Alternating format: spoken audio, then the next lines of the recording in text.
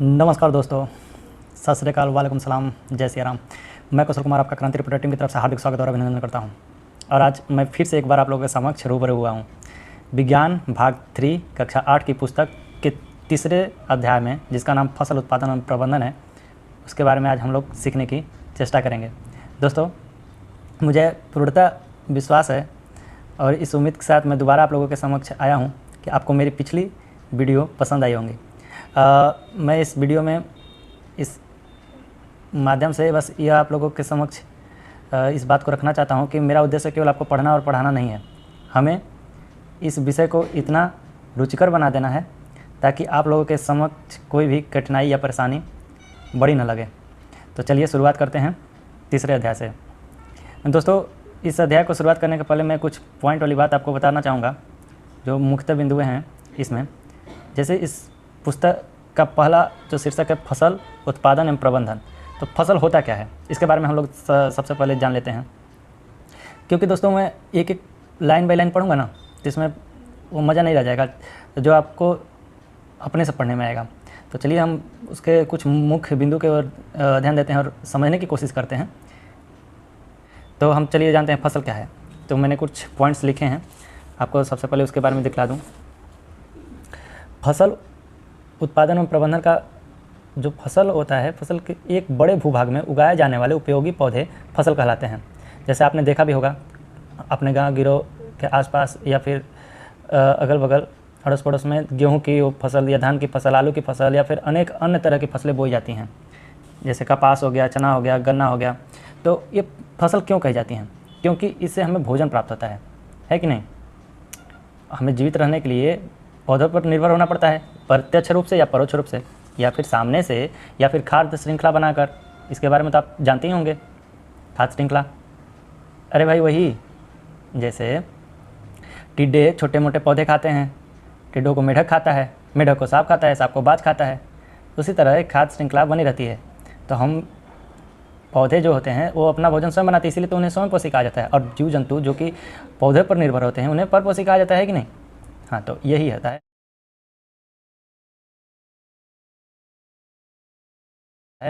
हमारा देश कृषि प्रधान देश है। यहाँ के अधिकांश जनसंख्या, लगभग 60% जनसंख्या अपनी कार्यों को कृषि पर निर्भर रहते हैं। जैसे मुख्य रूप से कहा जाता है ना, मानव के जीवन के लिए 3 उचित मूलभूत आवश्यकताएं हैं, जैसे रोटी, कपड़ा और मकान।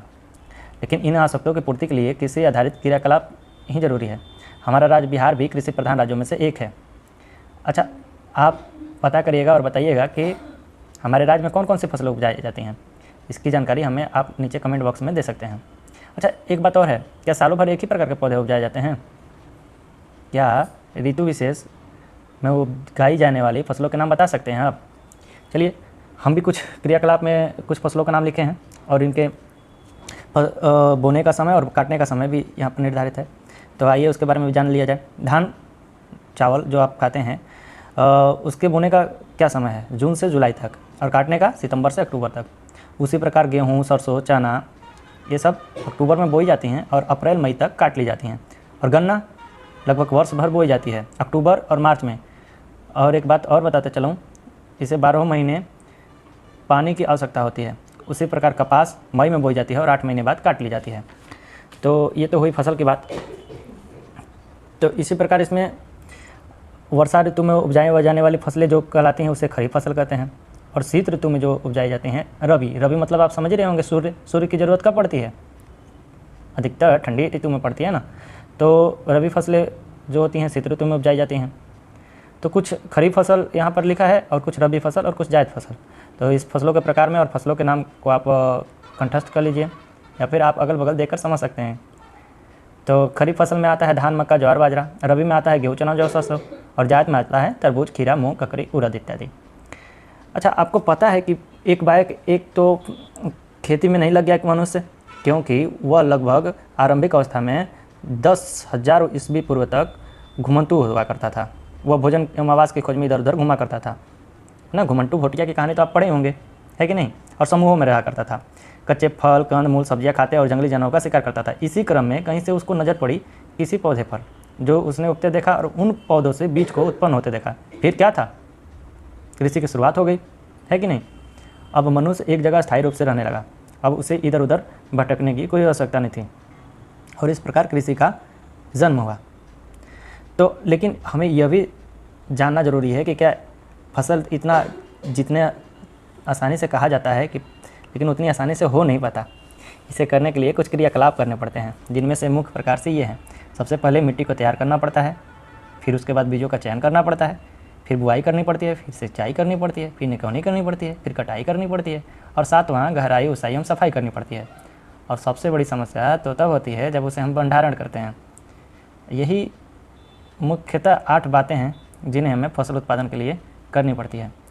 लेकिन मेरे दोस्त, किसानों की हमारे देश में अवस्था बद से बदतर है। पता है, हमारे देश में अगर किसान और जवान ना रहे ना, या फिर 2 दिनों के लिए अपनी आंखें बंद भी कर लेना, तो देश की सारी अर्थव्यवस्था रुक जाएगी। इसीलिए लाल बहादुर शास्त्री जी ने कह के गया है कि जय जवान जय किसान। और अटल बिहारी वाजपेयी जी ने उसमें विज्ञान शब्द भी जोड़ दिया, जय जवान जय किसान और जय विज्ञान। तो हम भी एक किसान के बेटे हैं और हमें आज इतना उम्मीद है कि आप लोगों में कोई ना कोई ज़रूरी गरीब परिवार से और किसान फैमिली से बिलोंग करता होगा। तो चलिए शुरुआत करते हैं। अब हम एक एक पॉइंट लाइन बाय लाइन पढ़ेंगे। सबसे पहले फसल उगाने के लिए मिट्टी को तैयार करना महत्वपूर्ण कार्य है। मिट्टी को उलटने पलटने की प्रक्रिया ही जुताई कहलाती है। अब जुताई में आप इस समय तो ट्रैक्टर की से हो जा रहा है, हल की मदद से, लेकिन सबसे पहले जुताई होती थी हल से, जो एक जोड़े बैल की मदद ली जाती थी। आप अपने बाबा दादा या फिर बूढ़े बुजुर्ग जो हों आपके आसपास, उनसे पूछिएगा। सबसे पहले बैलों से ही जुताई की जाती थी, उसमें लकड़ी का हल लगा होता था। यह बहुत ही अब आज के ज़माने से महंगा हुआ, क्योंकि बैलों को रखना, उनकी सेवा करना बहुत ही मेहनत वाला कार्य होता है। तो अब तो ट्रैक्टर आ गया, आसानी से 10 बीघा 20 बीघा या फिर जितने एकड़ की खेती करनी है, आसानी से उसमें डीजल डालो और खेती कर डालो, है कि नहीं। तो ट्रैक्टर अब किसानों का साथी बन चुका है। उसके बाद इससे क्या होता है, जुताई करने से जड़ों तक, जो पौधे की जड़ें हैं वो पोषक तत्वों को प्राप्त कर लेती हैं। और जो ह्यूमस होता है, ह्यूमस तो आपको पता ही होगा ना। हाँ भाई, जो अवशिष्ट पदार्थ होते हैं या फिर सड़े गले पेड़ पौधे के या जो कार्बनिक वो पदार्थ होते हैं, वो सब ह्यूमस, उसमें ह्यूमस की ही मात्रा अधिकतर पाई जाती है। और जो मृदा है, सबसे ऊपरी परत ह्यूमस ही कहलाती है। इसमें बहुत प्रकार के पोषक तत्व पाए जाते हैं। तो इसकी आपको लिंक डिस्क्रिप्शन में मैं दे दूंगा और इसका फ़ोटो भी एडिट किया है मैंने। आप समझने की थोड़ी सा प्रयास करिएगा कि मृदा के स्तर क्या हैं। अब हम क्रियाकलाप 3 के बारे में पढ़ते हैं कि कृषि में प्रयुक्त होने वाले उपकरण कौन कौन से हैं। इसमें मैंने कुछ सूची बनाई है, आप भी अपने इलाके और खेती में, बागवानी में होने वाले इस्तेमाल औजार के नामांकित चित्र बनाइएगा, है कि नहीं। और उसके बारे में भी लिखिएगा कि क्या क्या उसका कार्य है। इसमें पहला ट्यूबवेल है। ट्यूबवेल तो उसका कार्य होता है पानी निकालने का, भूमिगत जल को निकालने के लिए। और दूसरा हो गया ट्रैक्टर, बोझा ढोने, हल खींचने का प्रयोग किया जाता है इसके। और कल्टीवेटर जुताई के लिए होता है। हंसुआ जो कि सबसे सरल औजार है, कटाई के लिए प्रयोग किया जाता है। कुदाल खोदने, मिट्टी पलटने के लिए किया जाता है। और स्प्रिंकलर दवा छिड़कने के लिए एक स्प्रिंकलर मशीन होता है। तो ये सब कुछ उपकरण है। अब हमारा दूसरा मुख्य बिंदु बीजों का चयन करना है। अच्छी उपज के लिए गुणवत्तापूर्ण एवं स्वस्थ बीजों का चयन महत्वपूर्ण कार्य है।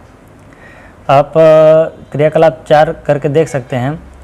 इसमें दिया है कि 1 गिलास में पानी लीजिए, उसमें कुछ मुट्ठी चने या गेहूं के बीज डालिए। आप देखते हैं क्या, आप देखेंगे ना कि कुछ बीज जो होते हैं पानी की सतह पर तैरने लगते हैं। आपको पता है कि ये कैसे होते हैं। ये अंदर से खोखले, क्षतिग्रस्त और हल्के होते हैं। अब इन बीजों से अंकुरण नहीं हो सकता, अतः यह खराब बीज होते हैं।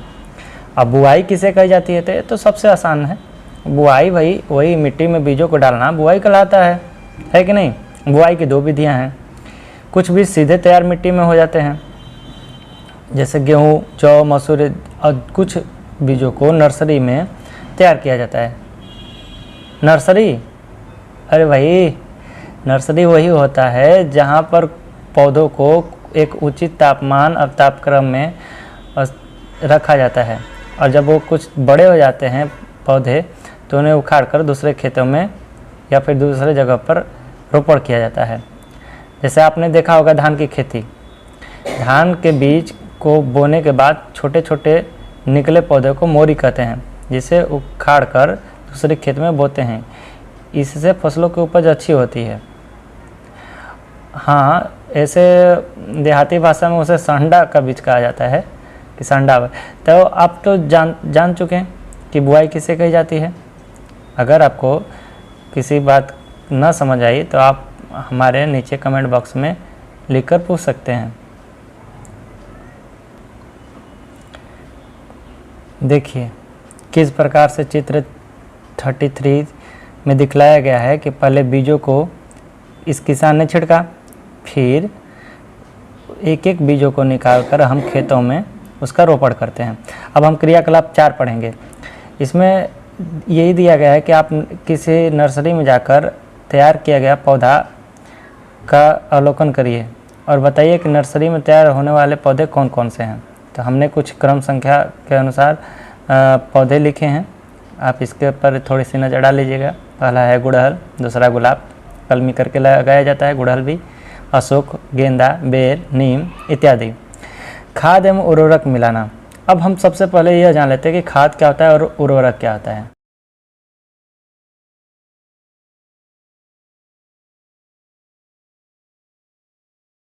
दोस्तों, खाद कार्बनिक पदार्थों का एक मिश्रण होता है जो कि पौधे तथा जानवर के अपशिष्ट से तैयार किया जाता है, जैसे गोबर, बेकार साग सब्जियां, पौधे, पत्तियों तथा अन्य जैव अवशेषों से प्राप्त कार्बनिक खाद को खाद कहा जाता है। इन अपशिष्ट पदार्थों को एक गड्ढे में जमा करके मिट्टी से ढक दिया जाता है तथा सूक्ष्म जीव बेकार पदार्थों को कार्बनिक पदार्थों में अपघटित कर देते हैं। इस प्रकार तैयार की हुई खाद को कंपोस्ट कहते हैं, जो कि बहुत ही लाभदायक होता है पौधों के लिए। दोस्तों, क्या बता सकते हैं खाद की ज़रूरत क्यों पड़ती है? खेतों में बार बार फसल उपजाने से मिट्टी में पोषक तत्वों की कमी आ जाती है और मिट्टी में पोषक तत्वों की पुनःपूर्ति के लिए खेतों में खाद डाली जाती है। कुछ अन्य प्रकार के खाद भी पाए जाते हैं, जैसे जैविक खाद उसे कहा गया, जो कंपोस्ट खाद, मित्र खाद, हरी खाद। पौधों कुछ ऐसे पौधे जिन्हें उपजाकर उसी खेत में दबा दिया जाता है, जिससे वो खाद में तब्दील हो जाती है। तो इस प्रकार ये खादों के प्रकार हैं। अब हम जानने की कोशिश करेंगे कि उर्वरक क्या होता है। दोस्तों, उर्वरक मिट्टी के पोषक तत्वों में पुनःपूर्ति के लिए अकार्बनिक रासायनिक खादों को मिलाया जाता है, जिन्हें हम उर्वरक कहते हैं। अब तुरंत हमें अब देखिए, एक होता है आयुर्वेद और एक होता है एलोपैथ। अब एलोपैथ की दवा तुरंत ही फायदा करती है कि नहीं करती है? उसी प्रकार उर्वरक कंपनियों में और विभिन्न उद्योगों से निर्मित एक पोषक तत्व होता है, जिनमें कि urea, ammonium sulphate, potash, potassium sulphate, zinc, copper, manganese और इत्यादि प्रकार के पोषक तत्व शामिल होते हैं, जिन्हें हम उर्वरक कहते हैं। अब तो आपको मेरी बात समझ में आ गई होगी। अगर आपको हमारे नोट्स की PDF चाहिए तो आप हमारे नीचे कमेंट बॉक्स में ज़रूर बताइएगा, इसकी लिंक हम डिस्क्रिप्शन में डाल देंगे। धन्यवाद। हमारे पाठ्य पुस्तक में एक बहुत ही महत्वपूर्ण चीज़ दी हुई है, जिसमें बताया गया है कि मिट्टी की उर्वरता बनाए रखने के लिए हमें उर्वरकों के स्थान पर जैविक खाद का उपयोग करना चाहिए अथवा 2 फसलों के बीच कुछ समय के लिए खेत को खाली छोड़ देना चाहिए। पता है ऐसा क्यों? इससे हमारी मिट्टी की उर्वरक क्षमता बनी रहती है और यह लाभदायक भी होती है। चलिए अब एक नज़र जल्दी से क्रियाकलाप 6 पर भी डालिया जाए। इसमें आप देखेंगे ना, A, B और C चित्र 3.4 में दिखाया गया है कि इसमें 3 प्लास्टिक के या शीशे के गिलास लेना है, जिसमें कि समान मात्रा में मिट्टी डालना है और एक में गोबर की खाद मिलानी है और एक में थोड़ा सा यूरिया, और C में कुछ नहीं मिलाना है, केवल मिट्टी। अब इसमें अंकुरित बीज डालना है, चाहे वो चना हो या फिर मूंग या फिर किसी चीज़ की अंकुरित बीज को डालना है और 7 से 10 दिनों बाद उसकी वृद्धि को नोट करना है। हाँ, ध्यान देना है कि प्रतिदिन पानी उसमें अवश्य पड़ता रहे। अब आप क्या देखेंगे, तीनों में वृद्धि एक समान है। देखिए, पहला जिसमें थोड़ी सी गोबर की खाद मिलाई थी, दूसरा जिसमें आपने उर्वरक मिलाया था यूरिया, और तीसरा जिसमें आपने कुछ नहीं मिलाया था। तो इससे आपको क्या पता चला? क्योंकि खाद बहुत ही आवश्यक है पौधों के लिए, है कि नहीं? अच्छा, वर्मी कंपोस्ट के बारे में भी हम लोग जान लेते हैं। वर्मी कंपोस्ट होता है क्या है? वर्मी कंपोस्ट एक प्रकार का जैविक खाद है कि जैसे कि यह हमारे मित्र सहयोगी मित्र कृषि में जिन्हें केचुआ कहा जाता है, उनसे यही तैयार किया गया एक प्रकार का एक कंपोस्ट खाद होता है, जैविक खाद, जिसमें ह्यूमस की अत्यधिक मात्रा शामिल होती है। अब जैविक खाद के लाभ क्या क्या हैं? जैविक खाद से मिट्टी की जल सोखने की क्षमता में वृद्धि होती है। इससे मिट्टी भुरभुरी और संरक्षित हो जाती है, जिसके कारण गैस निर्माण सरलता से होता है। इससे मित्र जीवाणुओं की संख्या में वृद्धि हो जाती है और इससे मिट्टी का गठन में सुधार हो जाता है।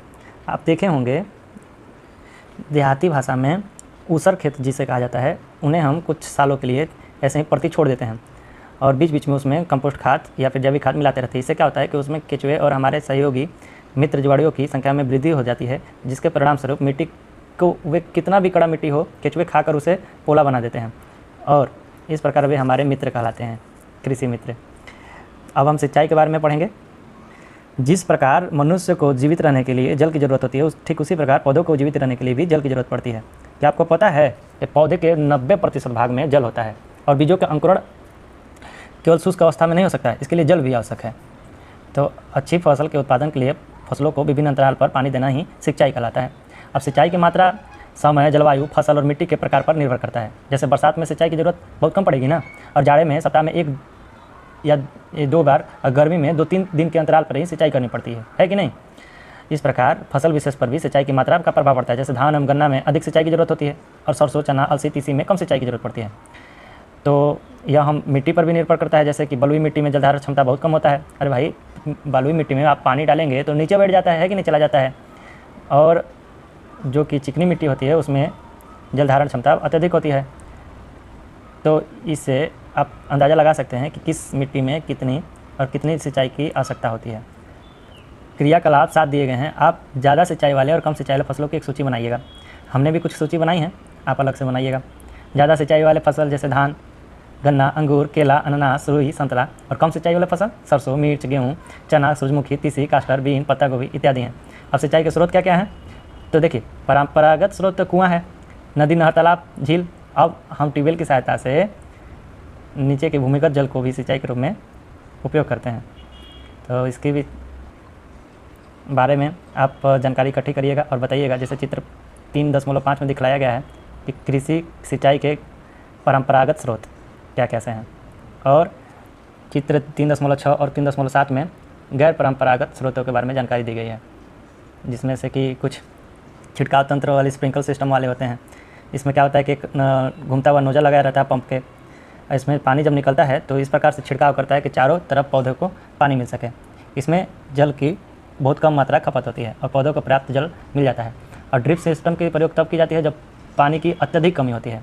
यहाँ पर इस विधि में जल बूंद बूंद करके पौधों के जड़ों में गिरता है। इस प्रकार इसे ड्रिप तंत्र कहते हैं। फलदार पौधों को पानी देने का सबसे अच्छा तरीका है। और दोस्तों, एक वैज्ञानिक हुआ करते थे रेबर्ट, इनके बारे में भी आप थोड़ा सा इनकी जानकारी भी आप जरूर इकट्ठा कीजिएगा। ऐसे ही हमारे लोकप्रिय कवि घाघ हैं, जिनकी बारे में कोई उचित जानकारी नहीं है। ये हमारे कृषि से संबंधित वैज्ञानिक हुआ करते थे और कवि हुआ करते थे। बाकी इन लोगों के बारे में अत्यधिक जानकारी हमें उपलब्ध नहीं है। अगर आपको इसके बारे में जानकारी हो तो आप ज़रूर हमें बताइएगा। जानते हैं दोस्तों, अब हम पढ़ेंगे निराई के बारे में। तो एक चीज़ हमें बताइए कि खरपतवार होता क्या है? नाम तो सुने ही होंगे। हाँ, मोहन ने सही बताया। हाँ ठीक है राजू, कुछ आप। हाँ सृष्टि, हाँ श्रेया, सही है, आप लोगों का जवाब सही है। खरपतवार ऐसे अवांछनीय पौधे होते हैं जो कि फसलों को, जो उनके पोषक तत्व हैं या फिर स्थान है उसके, तो इसको वे लोग, जो खरपतवार होता है वो खींच लेता है। अब तब हमारे पौधों को, जो फसल है उसको उचित पोषक तत्व नहीं मिल पाता और ये अवांछनीय होते हैं, मतलब बेकार के पौधे होते हैं। तो इसी को हटाने और उखाड़ फेंकने की क्रिया को निराई कहते हैं, है ना। आप तो रसायनों का प्रयोग करके भी खरपतवार पर नियंत्रण किया जाता है। हाँ, लेकिन सावधानियाँ याद रखनी है। छिड़काव करते वक्त मुँह एवं नाक कपड़े से ढक लेना चाहिए, क्योंकि यह बहुत ही जहरीले पदार्थ होते हैं। अब हम फसल की कटाई के बारे में पढ़ेंगे। अब किसान इतने मेहनत करके फसल बोने के बाद 3-4 माह बाद उसकी कटाई या फिर फसलों की कटाई की उचित समय के बाद अपने खेतों में तैयार फसल को देखकर वह खुशी से झूम जाता है। अब भाई झूम गया तो अब तो उत्सव मनाना ज़रूरी है ना। तो हमारे देश के विभिन्न भागों में, विभिन्न हिस्सों में कई प्रकार के कटाई ऋतु में कुछ विशेष पर्व मनाए जाते हैं। जैसे साउथ में पोंगल हो गया, वैशाली हो गया, कहीं होली भी, कहीं दिवाली, कहीं बिहू, असम में बिहू मनाया जाता है, इत्यादि त्यौहार मनाए जाते हैं। अब कटाई तो आपको पता होगा। अब छोटे स्तर पर जो किसान हैं वे हंसियों से कटाई करते हैं और बड़े स्तर पर जो किसान हैं तो मूवर, रिवर और हार्वेस्टर से करते हैं, है कि नहीं। तो खरीफ की फसल जैसे धान, मक्का, ज्वार, बाजरा आदि की कटाई सितंबर-अक्टूबर माह में की जाती है। जैसे रबी फसल हो गया, गेहूँ, चना, जौ, सरसों की कटाई मार्च-अप्रैल में की जाती है। तो इसकी यह उचित समयावस्था होती है कुछ फसलों की। आप उसे भी हमारे कमेंट बॉक्स में ज़रूर बताइएगा। दोस्तों, अब सबसे मुख्यतः बिंदु, अंतिम बिंदु के तरफ हम लोग चलते हैं, जिसका नाम है भंडारण, स्टोरेज। जानते हैं दोस्तों, हमारे देश में सबसे बड़ी समस्या यही है, जिसमें हमारे किसान ही रह जाते हैं और किसान के बेटे फिर किसान बनते हैं। यह इसका मुख्य कारण यह है ना कि भंडारण के स्रोत बहुत कम है। किसान जैसे तैसे और खूब लगन कठिन परिश्रम के बाद फसल उपजा देता है, बुआई और कटाई तक कर लेता है, लेकिन उसके पास समस्या यह है रखने की। आखिर 12 महीने वह कहाँ रखें। इन सब अनाजों को बड़े बड़े गोदामों में रखा जाता है, जिसे शीतगृह कहते हैं। जैसे आलू की फसल, कुछ नकदी फसलें भी हैं जैसे कपास, लेकिन सब्जियों का भी या फिर जो भी कुछ ऐसे फसल हैं जिन्हें हम अगर उपजा दें तो हमें उन्हें रखने के लिए, अब फ्रिज में तो उतना दिन तक रखा नहीं जा सकता, फिर उतना सामान, इतनी अधिक क्वांटिटी फ्रिज में तो आ नहीं सकती। ऐसे ही कुछ शीतगृह होते हैं जिनमें इन सामानों को अच्छी तरह से रखा जाता है, लेकिन सरकार इस पर कोई ध्यान नहीं दे रही है। अनाजों को चूहों और सूक्ष्मजीवों से सुरक्षा के लिए उन्नत भंडार गृहों और साइलों का उपयोग किया जाता है। यहाँ पर नमी और तापमान को नियंत्रित किया जाता है। अगर ऐसे ही केंद्र और राज्य सरकार FCI के माल गोदाम हर एक ज़िले में अगर आवंटित कर दे तो किसान अपने इस समस्या से निवारण कर सकते हैं कि नहीं? बोलो मित्रों, ऐसा हो सकता है कि नहीं? तो हमारे जो नेता मंत्रीगण हैं उन्हें भी इस बात की सोचनी चाहिए, लेकिन ऐसा हुआ नहीं, क्योंकि वे शायद कुछ अलग ही देश की आर्थिक विकास में लगे हैं, या फिर वे सोचते होंगे कि चलो जब किसान इतने मालामाल हो जाएंगे, हर दिन आए दिन किसान आत्महत्या करते हैं, अपने रोज़ न्यूज़ TV अखबार में इस बात को पढ़ा ही होगा। आखिर ऐसा होता क्यों है, इसकी भी जानकारी आप कमेंट बॉक्स में ज़रूर दीजिएगा। अगर ऐसा होता चला तो फिर आइए हम अपने अभ्यास की ओर प्रस्थान करते हैं। इसमें पहला क्वेश्चन है सही विकल्प चुनने का। धान क्या है? खरीफ फसल है। चना क्या है? रबी है। उर्वरक अकार्बनिक लवण है। और खरपतवार हटाने की क्रिया को क्या कहते हैं? निराई कहते हैं। अनाज का भंडारण किया जाता है किस में? जूट के बोरों में, धातु के पात्रों में, कोठियों में कि FCI गोदामों में? उपयुक्त सभी होगा। हाँ, राजू तुम्हारा जवाब बिल्कुल भी सही है। अच्छा ये बताइएगा, दूसरा क्वेश्चन है रिक्त स्थानों की पूर्ति कीजिए। मिट्टी को उलटने पलटने की प्रक्रिया क्या कहलाती है? जुताई कहलाती है। भाई क्या है यार मोहन, तुम भी। अच्छा खाद, हाँ, कार्बनिक पदार्थों का मिश्रण है। बहुत बढ़िया, सभी बच्चों को जवाब सही आया। अच्छा, धान एवं गन्ना में अधिक सिंचाई की जरूरत क्यों होती है? हाँ, अधिक सिंचाई की ज़रूरत होती है, ऐसे कुछ फसलें होती हैं जी, हमने इसकी जिक्र पिछले पृष्ठों पर किया ना। तो चलिए, केंचुओं को किसानों का क्या कहा जाता है? सहयोगी मित्र कहा जाता है। फलदार पौधों को पानी देने की सबसे अच्छी तरीका क्या है? ड्रिप तंत्र है। इसके बारे में भी हम लोगों ने जाना। अब कॉलम 1 में दिए गए शब्दों का मिलान कॉलम B से करना है, तो आप भी मिलान करिएगा, और जो नहीं आया हमसे ज़रूर पूछिएगा। हाँ, आप कमेंट बॉक्स में पूछ सकते हैं। अब प्रश्नोत्तर का जो है चौथे क्वेश्चन का, इन सबों के बारे में मैंने जिक्र पिछले पृष्ठों पर किया है। अगर आपको इसका PDF चाहिए तो मैं इसका लिंक आपको डिस्क्रिप्शन में दे दूंगा, आप उसे डाउनलोड कर सकते हैं। धन्यवाद। अथवा अगर आपको कोई भी इस अध्याय में या फिर अभ्यास में कोई प्रश्न उत्तर न समझ में आए तो आप हमारे नीचे दिए गए इस कॉलम बॉक्स में ज़रूर लिखिएगा। अब मिलेंगे अगले अध्याय में किसी नए वीडियो के साथ, तब तक के लिए दीजिए इजाज़त। नमस्कार।